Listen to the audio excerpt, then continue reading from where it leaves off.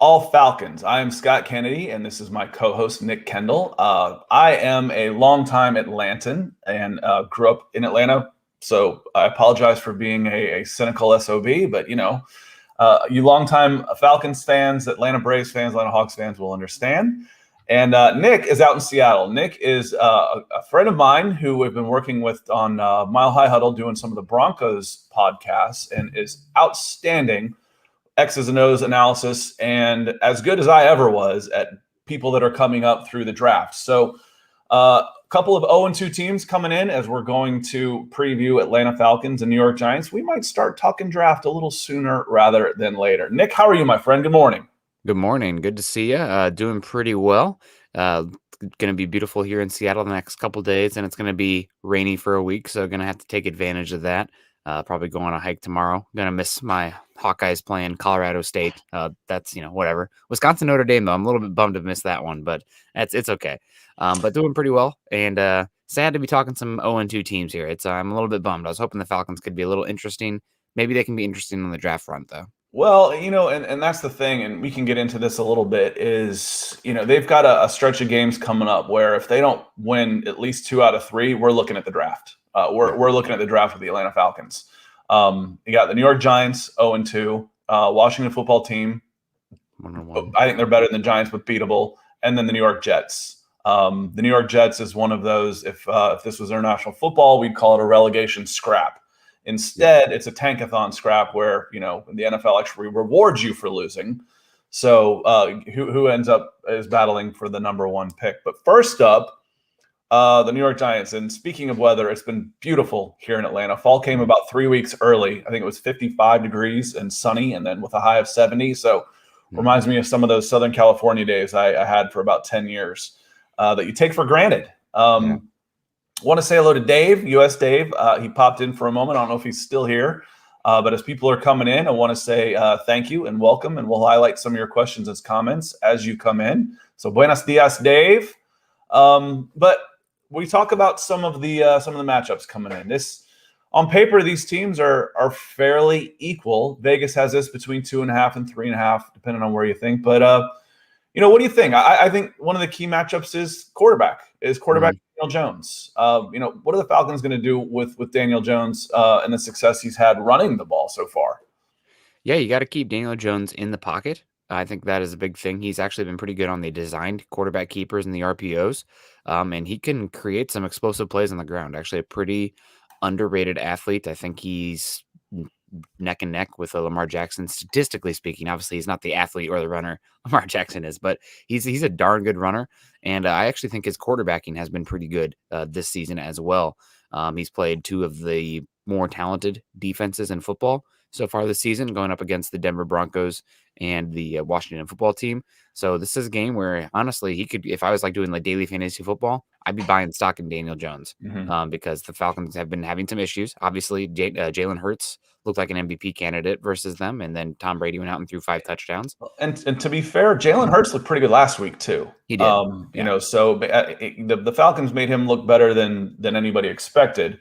Yeah. But Jalen Hurts had a decent second week as well. So maybe he's becoming the guy that the Philadelphia Eagles are looking for.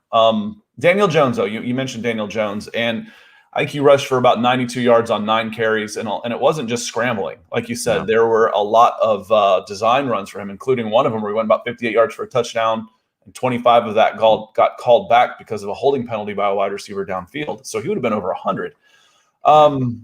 Knowing the Falcons' kind of deficiencies in what they do and you've watched the full game of the Giants play the Broncos, how would you attack or not attack that offensive backfield? Maybe sit back and contain, knowing that maybe Saquon Barkley isn't 100%, and you've got 2 pretty good receivers there in Galladay and Sterling Shepard. It's really hard because sitting back and playing contain and not rushing is great in theory if you have some winners on the defensive line that can consistently get after it. And I know the Falcons have Grady Jarrett. Is he going to consistently win from his alignment now that he's playing more of that 3-4 defensive end versus that 3 technique position, or sometimes even reducing to 1? That's a question. But I think the biggest thing is to keep him in front of you, not let him kill you at the big play because he does have a propensity to hit the big play. Darius Slayton's a good solid wideout, as DBA mentions here. And good morning to you, DBA. Not too much going on here, just enjoying a good Friday here in the Pacific Northwest. But don't let Daniel Jones kill you. And also, he's going to make a mistake. I think that's probably the key to the game is he is going to make some boneheaded play with the ball. He does it every single game. He's got a tendency to do that, whether it be throwing a pick or putting it on the turf. But you're going to have to capitalize on that moment because when that happens, you can't have it bounce off your hands. You can't have the other team recover it. You got to be ready for that ball. So I think that's honestly the biggest key. He's going to make a mistake. You got to be the team to capitalize when it happens. Yeah, and watching the other New York team, watching the Jets, I'm almost case like rush 3.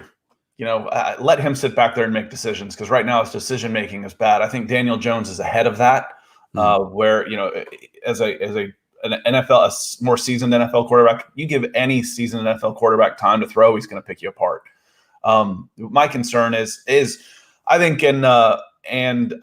Grindhard comes in. Appreciate you being here. 22-10. So 3 keys to the victory for the Falcons win the game. We might hit on one of those right now.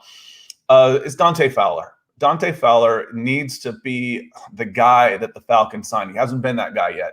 We keep hearing out of camp, Dante Fowler's healthy. Dante Fowler is gonna do big things. Dante Fowler's playing for a contract after taking a pay cut last year to stay with the Falcons because I don't know what his other options would have been if they were just to flat out waive him. But he's on a 1-year deal and he's got a chance. He's got a chance to play his way into another big contract, but he's got to. So he's got to keep contained. He's got to make sure that he's keeping Daniel Jones in front of him and going after him and being a difference maker out there. So I think that's one big key for this game. Nick, what would you say on the other side of the ball as well? Big key is for the Falcons offense. The interior offensive line cannot just get absolutely butt whipped, which is they've had that happen 2 games in a row. Granted, they've gone against 2 really good defensive front sevens 2 weeks in a row as well. I don't think the Giants front 7 as a whole is as good as the Eagles / or Tampa Bay. But their interior defensive line duo standing still or just looking at themselves by themselves is probably more talented than either the Eagles or the Tampa Bay Buccaneers. So I'm really concerned about Jalen Mayfield. He's been terrible in 2 games at left guard. Just absolutely bad. They have Dahlman, I don't think is ready also at left guard. He got some snaps week 1, but he's a 3rd round rookie. He was always going to take time for him. 4th round. Yeah. So definitely going to take time for him. Oh, that was the Broncos pick. So, coming full circle. I know we got plenty of Denver Broncos fans that watch us and we certainly appreciate that. And some Broncos fans in here, but Drew Dahlman was the Broncos pick, the one that they got for trading with you got Javonte Williams sent the Falcons a 4. They used that 4 on Drew Dahlman. Nice. But the interior offensive line, Chris Lindstrom had a good game last week. So I'm feeling confident in him to at least hold his own and get some stalemates versus Leonard Williams / Dexter Lawrence. But Matt Hennessy has been somewhat struggling. He's more of a finesse zone kind of player. And then Jalen Mayfield. So that's one where you're going to lose that battle, but you cannot get absolutely just devastated there where it ruins your entire offensive game plan from running the football and trying to pass the football. Yeah, and as Dave asked, he says, not having seen either of the games, what's been the main reasons for the Falcons' offensive weakness? Personnel. Just flat out personnel. Jake Matthews at left tackle is solid. He's not. I wouldn't put him in the neighborhood of a top 10 left tackle. Left guard Jalen Mayfield was pretty much a disaster as his first start as a rookie against the Eagles, and then he was he kind of elevated to poor against the Bucs. So get up to okay, and we're taking steps. Matt Hennessy at center got bullied. Chris Lindstrom was pretty good against the Buccaneers, but he got bullied against the Eagles. And then right tackle Caleb McGarry has the Eagles bullied everybody. And then he had a couple of plays, and that's the thing. McGarry was fairly solid against the Buccaneers, but had one play in a critical short yardage situation where he did not get across his man, and I think it was Cordell Patterson was running on 3rd and 1 or 4th and 1, just got crunched, 3-yard loss, and that was the play that people remember. So right now it's personnel against the Eagles. There's a push-pull move, that the defensive linemen use. They'll push you and then they'll pull you by to try and go by and get to the quarterback. I said that's what the Atlanta Falcons offensive line looked like they were doing to the Eagles. It looked like they were pushing them and then shooting them back behind them at the quarterback, accelerating by. It was crazy. So they were much, much better against the Buccaneers, which really only took them to below average. Yeah. But that's a start. Thanks for the comment, Dave. But that's been the main Falcons offensive weakness for sure. I think Matt Ryan's his arm isn't what it used to be also. But it was never a strength. No. He was never had a huge arm. So I see some of this about the deep ball, and it's a little ironic. We talk about this with Teddy as well, Teddy Bridgewater, quarterback of the Denver Broncos. So there's some similarities here in arm strength. Someone highlighted a deep ball up the right sideline, I think. Against cover two. It was probably Calvin Ridley. He's the only one that's getting deep on this team.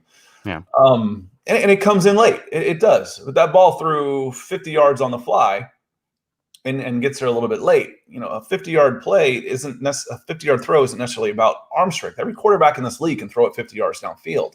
Yeah. For that one, it's anticipation and maybe seeing it a little sooner and getting the ball off. But Matt Ryan's arm has never been elite. So, you still got to get the man time. Yeah.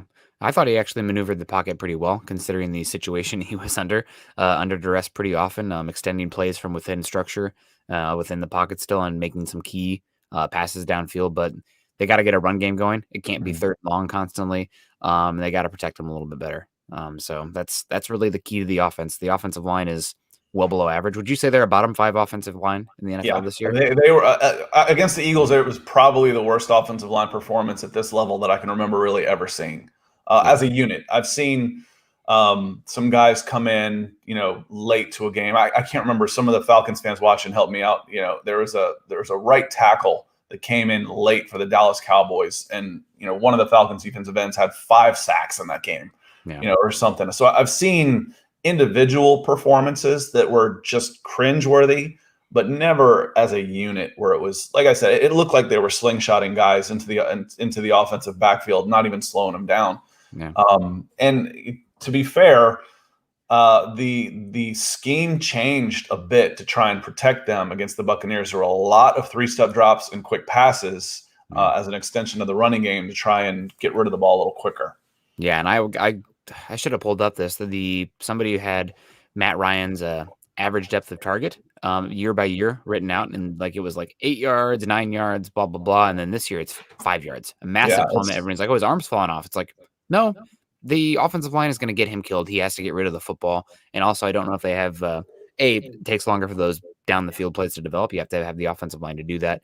Also, like you mentioned, you don't really have the outside down the field big play threats outside of Calvin Ridley right now that is warranting those type of down the field throws as well. So and speaking of which, we're getting into injuries just a little bit, and obviously Julio Jones was a headliner as an outside guy who is now gone. Calvin Ridley is absolutely ready to step up. I've seen some headlines and stuff. Is he ready to step up? I'm like, he stepped up last year. He had 90 catches for 1,300 yards and 8 or 9 touchdowns. He was a number 1 last year. But who's playing opposite him? I still think of Kyle Pitts basically as a wide receiver. But I think of him as a jumbo slot receiver because he's still playing tight to the line of scrimmage. So that's bringing whoever's covering him closer to the ball, or 2 guys that are covering him closer to the ball. And there's nobody wide outside of Ridley that's going to put any fear into this team right now, into the defense right now, that stretches the team horizontally. So there's 9 guys in the box.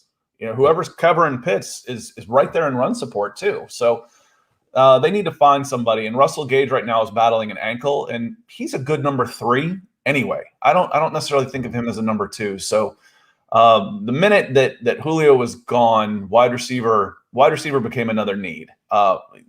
Receiving targets, Kyle Pitts is going to fill that. He's going to get his. But to your point, it makes it hard in the running game when you can't stretch the defense vertically or horizontally, and they're just stacked right on top of everything, right on top of the center. personnel wise, are you looking for? So obviously Calvin Ridley's a little bit of an inside outside, great route runner, finesse receiver, I'd say. And you got obviously the tight end you just took, who's all of a sudden is Kyle Pitts, more of a power player. Heard of What him. type of what type of wide receiver are you looking for to fill The that same wide kind receiver I'm role? always looking for when I'm The looking big for an boys. outside guy. I want, having seen, Marvin Jones play, somebody like that. They don't all have to be Julio Jones. I mean, Yeah. that'd be great to have a Julio, to have, DeAndre Johnson, to have one of those big wide receivers who can run, contort their bodies, body control, catch radius, all that type of stuff. But I just need some size on the outside, because they also help with the running game. No, I mean, I just talked about having the defense spread a little bit more horizontally and then put the fear in them vertically. But no big run happens without a wide receiver making a block downfield. Yeah. And having a bigger wide receiver is also an advantage in running the ball. If you can get some width to the tackles, then you're keeping that corner off of you, and he's not protecting the edge as well. So I like big wide receivers. I do. It's okay to have one, or you can't have a whole team of Smurfs. Not since the 1980s. That was who had the fun? One of y'all had the Fun Bunch, and one of y'all had the Smurfs. I think the Smurfs was a Washington Redskins back in the 80s, if I'm not mistaken. Well, you guys heard it here. Scott likes big wide receivers, and he cannot lie. So you're looking at Tim Patrick, maybe. That'd be a guy who would make a lot of sense for you guys if you're looking that far ahead. Big wide receiver down the field. Probably Broncos will probably pay Cortland Sutton instead of him, and he is a heck of a run blocker as well. Well, So I'd and love the TV Broncos says to the keep him. Falcons missing Julio. Of course, yeah, of course they're missing Julio. Who wouldn't? He's one of the best to ever play the game. Literally, he's going to finish in the top 10 in his career in pretty much every statistical category except touchdown receptions.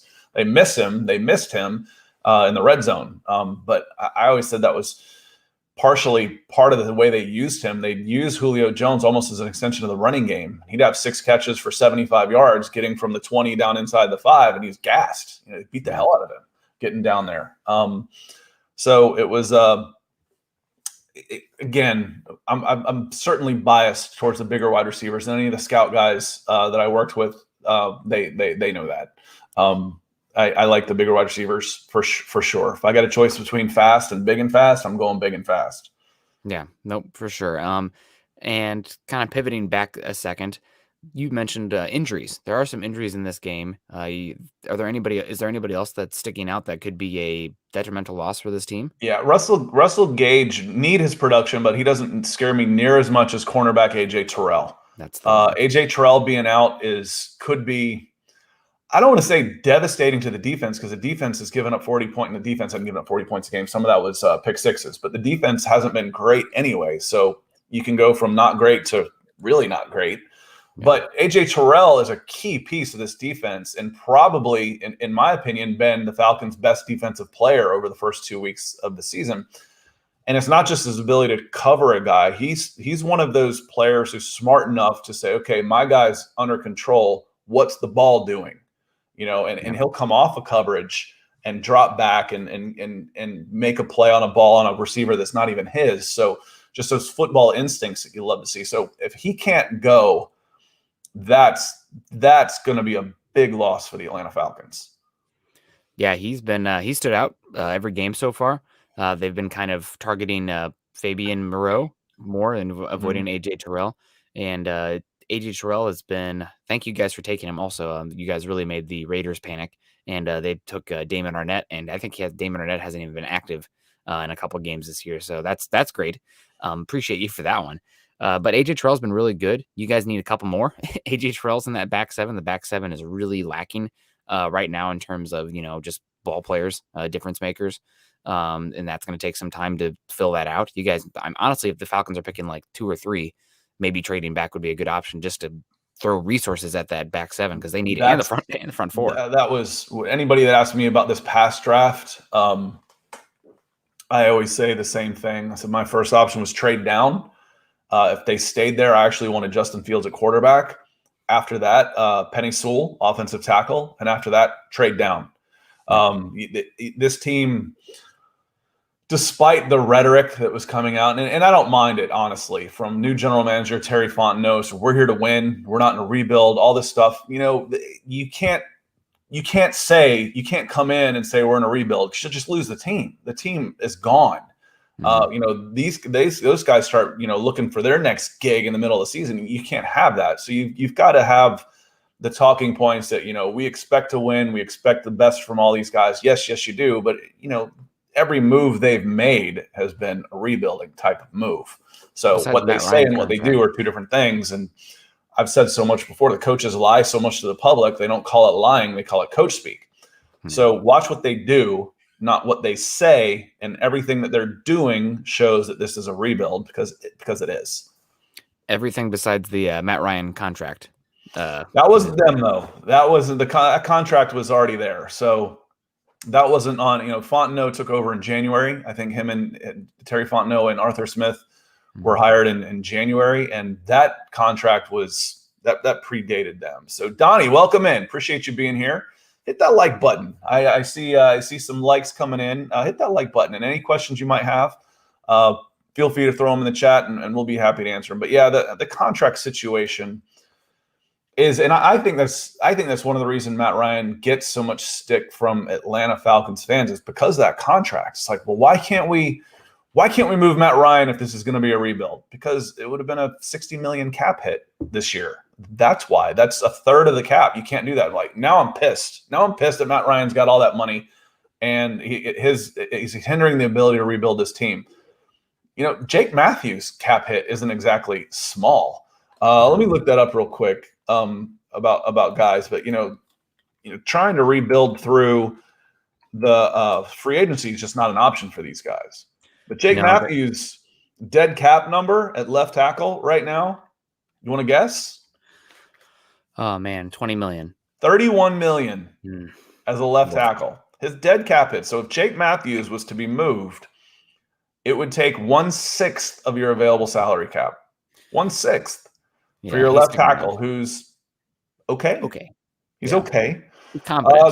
Grady Jarrett's dead cap number right now is 28. And that's okay. He just got a contract. And I broke down his numbers and who he's playing with, and his money came a little later as a 5th round pick, where it was basically going to be about $100 million over 6 years across everything. And that's what the big defensive linemen were getting. And Grady Jarrett is in that one. So, but a dead cap number of $67 million for Matt Ryan this year, you can't get rid of him. You can't get rid of that, because you'd have to cut the rest of your team just to be under the salary cap. So, those are the two that really stand out for me right now are Matt Ryan and, frankly, Jake Matthews. When you're talking about $100 million in dead cap space with your quarterback and your left tackle, who are okay. I mean, they're good. I don't think they're the biggest problem, but those when you're trying to deal in free agency, those contracts are problems for sure. Yeah, no, they definitely are. Do you think what does Jake Matthews' contract look like beyond this season? Does it drop precipitously, where he's more palatable to trade this offseason? Because I know Matt Ryan's like, you have to wait until better. However it's structured, it doesn't drop the way Matt Ryan's does. So actually it does. So it was 30. It's been 30 for like 4 years in a row, his dead cap number. So, next year it drops down to 19. So you split that over 2 years, and all of a sudden 8.5, and that's less than they paid Julio to go away. Julio's dead cap numbers in the teens still, for not being on the team. So the dead cap number, but his for 2022 his cap hit would be 24. And I'm sorry, I look at those numbers and I kind of forget, how bad that is. And his dead cap number drops to 19. When you start seeing cap number rising above dead cap number, the person's in trouble. Is a high candidate for a new contract, or just flat out being moved. Yeah, it's not a good position to be. This team needs a lot of draft picks to probably overcome the cap hell that they are in right now. So obviously, if you're picking top 3, which right now Football Outsiders has the Atlanta Falcons as the third highest odds for the number 1 overall pick in the upcoming With draft. who? Because this is interesting. With who? Who's 1 and 2? So I'll just read the top 5 because that's what I have right now. The Houston Texans are at 5.7% chance. Okay. At 5. The Detroit Lions are 4 at 12.9. The Atlanta Falcons are 3 at 17.9. The Jacksonville Jaguars are 7 at a higher. They have a higher 100th decimal place. They're also 17.9 at number 2. Number 2 though, so they're probably like 17.97, where the Falcons are 17.91. And then number 1 is the New York Jets at 21.1%. All right, so most of y'all have watched me before know I'm a big soccer fan, and I'm a bigger fan of is the process. If you don't know what promotion or relegation is they don't reward you for losing. They have tiers like minors and majors, but they have tiers in their leagues. And the bottom 3 teams, if you finish bottom 3 in your league, you move down a league. You don't get rewarded. They don't reward these billionaire boys club owners who have paid their way into a franchise system to say, yeah, well, we'll try and make you better. The owner gets punished for lack of ambition, and they move down a level. So I love that. But we would call these relegation scrapes, these bottom 3 teams that are fighting for life, because if you get moved down, it costs you about $150 million. Anyway, my point is the Falcons play the Jets and the Jaguars. That's a tankathon type of game right there. Yeah. So depending on these next couple of weeks, I think we'll have a pretty good idea. And I think we'll have a really good idea who's going to be in pole position for the number 1 overall pick after the Jets game in 3 weeks. So if the Falcons don't come out of, like I said, winning 2 out of 3 of these games, then we pretty much know what their target is, which is, maybe Thibodeau as rusher, a defensive end in the 2022 draft. Yeah, I just saw that he came out with his own cryptocurrency, Kayvon Thibodeau. Who knows what that even means? But I don't. I don't. There's certain things that make me feel old. That's one of them. It's like I understand Snapchat, I just don't see the need for it. Yeah. That's one of those young people things. But cryptocurrency, I don't get that at all. Somebody in the comment section is going to go off here in a second. But no, that's definitely a interesting one. Is there anybody else that sticks out to you? We don't, not outside the quarterbacks right now for the Falcons, because it looks like the Falcons are heading for a top 5 pick. Let's just call it as it is. Is there any other prospects that are like, oh man, that guy, I'd love to have him? Thibodeau right now, none of the quarterbacks really stand out. I guess we have a lot of season left. I like Malik Willis looks like he's improved as a passer. He's probably the most talented in this class. Matt Corral, Ole Miss. He's got my eye. I'm really UNC kid. What was that? The UNC kid's having a decent season. Yeah. Sam somebody, I can't remember his name. I haven't dove into the deep divers into the draft quite as much yet.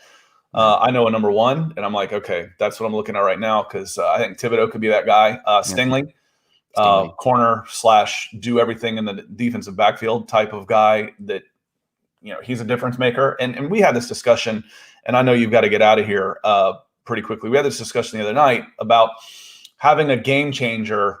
I don't necessarily worry about the positional value. Mm-hmm. So, safety isn't necessarily, as high as of a positional value. Yeah, but if I can get a game changer at that position, then I'm okay with it. I'm okay with drafting a middle linebacker high if he's going to be, Mike Singletary. Yep. I know I'm old. I mentioned these guys that quit playing before you were born, but Mike Singletary was just amazing. Yeah. So kind of like the Packers and quarterbacks, it was the Bears and middle linebackers. So Dick Butkus, what a name. Yeah, so you go Butkus, Singletary, Urlacher, just like you've gone Starr, Favre, Rodgers. Those are pretty good legacies for 30, 35 years of fantastic players. Yeah. Making a name for themselves in the middle of the country. But anyway. So you're referencing, though, I think you're hinting at Kyle Hamilton for Notre Dame. Oh, yeah. And like I said, and Sting, I like Stingley because I think Stingley can do a little bit of everything. Like we've talked about with Pat Surtain. He could be a nickel guy. He could be a rover.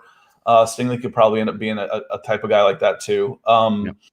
But again, if you've got a premier player at a premier position like defensive end, that's what I want. Otherwise, there's so many holes on this team that if you can't get a game changer, trade back, save yourself some money, and pick up 3 good players instead of 1 really good player. Yeah. Kyle Pitts is a game changer. I get that move. He's a game changer type of pick. I wasn't for that pick at the time because as that was coming out, there wasn't any discussion about Julio leaving. And I'm like, this team doesn't need another pass catcher. With Julio leaving, then go ahead and get that piece for the next 12 years because he's a fantastic player. He is a game changer. This team it wasn't ready to win right now anyway. Yeah, and let's get to Rusty's comment here before I get on out. Rusty rocking the Falcons logo here on Facebook. Thanks for joining us, Rusty. Says, love how we're only 2 games deep and they're already saying it's a losing season. Rusty, this team I think is going to grow a lot over the season as well. Obviously, a new scheme on both sides of the ball. And I thought that while the score was not great versus Tampa Bay, there was a couple giving up a touchdown with 5 minutes to go in the first half, giving up a touchdown in the opening drive in the second half. That's just bad football. That's how you lose football games. You got to buckle down there and not give those up. So I think they'll improve, but just with watching the Atlanta Falcons offensive line, looks pretty detrimental to me. The defense doesn't really have. I see 3 guys that I think are standouts that could be standouts on any team, but that's not really enough. I'm glad that you have one on each level of the defense. But Deion Jones is good. He's a top 10 linebacker. Grady Jarrett, how's he fit in the scheme? AJ Terrell, is he healthy? So I don't know. Just the eye test. I've watched some bad football the last 5 years watching the Denver Broncos, and this Falcons team smells like a team that is probably a year off yet, but that's fine. You got a new quarterback, or you got a new head coach, you got a new general manager, new direction. That's okay.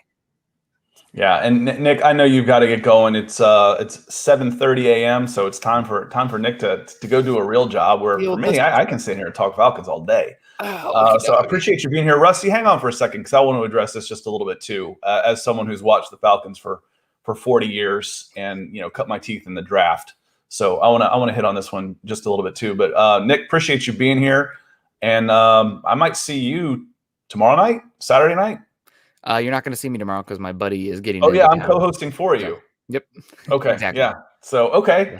So we'll see each other Tuesday. Okay, sounds good. Well, have a good weekend and appreciate you being here. Yep. Have a good one. Go Broncos. Go Hawkeyes too. All right. See ya. So Rusty, I certainly understand your point here. You're throwing in the towel already. And like I said, right at the top, you may have come in a little late. I've grown up an Atlanta sports fan, actually as a Cleveland, Ohio born Atlanta sports fan. So I moved from Cleveland when I was 5 down to Georgia. It's hard to find a more cynical, kicked in the teeth, gut punched sports fan than a Cleveland born Atlanta sports fan. The only way we ended up getting a championship is by playing each other in the 1995 World Series. But no, I don't care about Cleveland anymore. So I don't count LeBron. I'm way past that. But looking at this team, and as Nick alluded to, there was improvement. They played well on the road, no doubt, against a team, one of the hottest teams in the league in the Tampa Bay Buccaneers. Not one of the hottest team in the league, the Tampa Bay Buccaneers. But my concerns in the trenches are so severe that it's hard for me to picture consistently putting together a string of victories where you're talking about 9-10 win season and going to the playoffs. I think it's much more likely that you lose 7-8 in a row, and you're looking at the draft. Now, like I said earlier, Terry Fontenot came in and said, we're not in a rebuild mode. We're here to win. We're here to win. And I think you have to say that because you lose your players otherwise. The players basically mentally check out. They've got their agents on the phone trying to find their next gig. And nobody wants that. Nobody wants that. It's been really strong morale at Atlanta Falcons, the Flowery Branch. And the vibes have been good. But every move that the Falcons have made have been towards a rebuild. Every move, what they say is one thing. What they do is something else. Every possible move that they've been able to make, whether it's sticking with Jalen Mayfield at guard, moving Julio Jones on and bringing in Kyle Pitts as a long-term replacement. So I would be thrilled to see Arthur Smith. I think he's great. and these guys turn it around and get moving in a positive forward. But unfortunately, history in my eyes tell me that it's likely to keep going along, with baby steps, the path that it's going right now, which puts them on path for a top 5 draft pick. Doesn't necessarily mean that's going to happen. Doesn't mean I'm going to be right. That's for sure. And we'll find out this week. We've got a string of games. Falcons have a string of games, 3 in a row, that if they come out of this 0-3, we know where the Falcons are. If they win 2 out of 3, now we're interested. Now there's some momentum going. But you got the New York Giants on the road, who aren't very good. I don't think they're as bad as the Jets, but they're not good. If you're a playoff team, this is a team you got to beat. I think the Eagles were probably a little better than people thought coming off a bad season, but the Giants aren't real good. Washington is okay. They're probably better than the Giants, probably better than the Falcons right now, and they're really good on the defensive front, and that's what's so scary is they're really good on the defensive front. They can send their front 4 after Matt Ryan and the offensive backfield all day. And then the New York Jets. The Jets are a disaster. I think the Jets are in pole position right now for the number 1 overall pick, but we'll find out. The Atlanta Falcons get to take on the New York Jets. So right now, Vegas has this game as a pick 'em. I worry about the Falcons' ability to contain Daniel Jones in the running game and extending plays because his receivers, and he's a good enough quarterback, that if you don't get to him, he's either going to beat you with his legs or he's going to extend time and find Sterling Shepard in the slot, catch and run, the way Jalen Hurts did. So I think I think this is probably a New York Giants win, but we saw enough signs with the Falcons that it should be a good game. And if some breaks go the other direction, this is certainly a game the Falcons can win. Will they? We'll see. That's why we're going to play it on Sunday. But to all of y'all, we certainly appreciate you being here. And Rusty, thanks for the comment. Everybody that came in, appreciate you being here. And if you are watching this on demand, because that's where we get most of our watchers and listeners later, hit a comment. Throw in a comment. I come in after the fact and I respond very quickly. For the Broncos guys, I will see you, some of y'all, Friday. That's tonight. See y'all tonight. I think we're at Dove Valley Deep Divers. I don't know. I just know I'm supposed to be there at 8. So I'll see you on the back end at 8. And then tomorrow I'm co-hosting with Luke on Saturday night. So looking forward to seeing y'all there. And for everybody else that was here, thanks for being here. And we'll see you next time.